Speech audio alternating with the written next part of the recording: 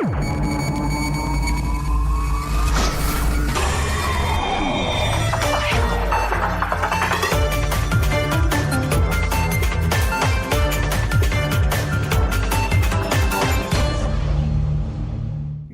thé, partie intégrante de la culture chinoise, a été mise en valeur ce 24 septembre 2018 dans le cadre du 30e anniversaire du Centre culturel chinois et sous le thème « À la découverte du parfum du thé chinois », le Centre culturel a servi non seulement de lieu d'exposition des feuilles de thé en vrac, de théières et d'accessoires, mais c'était aussi l'occasion de retracer l'histoire et la classification du thé en Chine par une démonstration de la cérémonie de thé. Le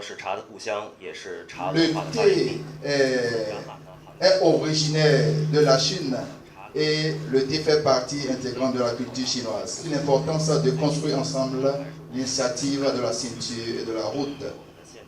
C'est dans cette dynamique que nous sommes arrivés au Bénin avec ce salon sur le thé chinois. Et à travers ce salon, j'espère que nous allons avoir un point de plus de raccordement entre nos cultures. Au-delà de la dégustation, il s'agit d'un moment de convivialité, il s'agit d'un moment d'échange, il s'agit aussi d'un moment de partage d'un patrimoine culturel millénaire que la Chine généreusement nous apporte et nous permet de nous pénétrer donc dans l'identité chinoise et de pouvoir partager nos cultures et de pouvoir renforcer notre amitié. J'aurais bien voulu raconter ça à la Lune, parce que je sais que chez moi aussi, nos enfants aussi sont présentés à la Lune. Et pendant la pleine Lune, on se pince les oreilles pour faire nos vœux à la Lune. Donc ensemble, nous allons faire nos vœux de bonheur et d'amitié à la Lune.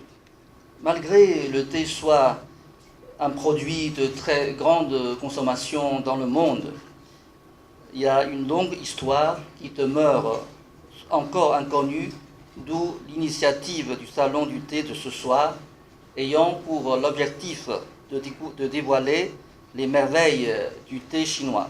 Il y a un dicton depuis longtemps: les fleurs belles, la lune ronde et les gens réunis. Ce jour-là, en Chine, un peu partout à travers la Chine, on mange un dessert rond qui ressemble à une lune. C'est le cadeau de lune qui est combiné avec la contemplation de la lune. Le thé vient de la Chine, bien avant Jésus-Christ, qu'il a une origine dans une ville donnée et qu'il y a toute une tradition, une façon, une culture pour préparer, apprêter l'espace, pour pouvoir prendre du thé, presque un culte. Nous qui sommes africains, béninois, nous apprenons à découvrir.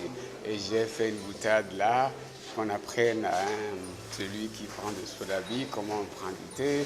Il y a des similitudes, voilà. Le thé pour la Chine est non seulement une tradition, mais également une habitude. Ainsi se clôture le 30e anniversaire du Centre culturel chinois.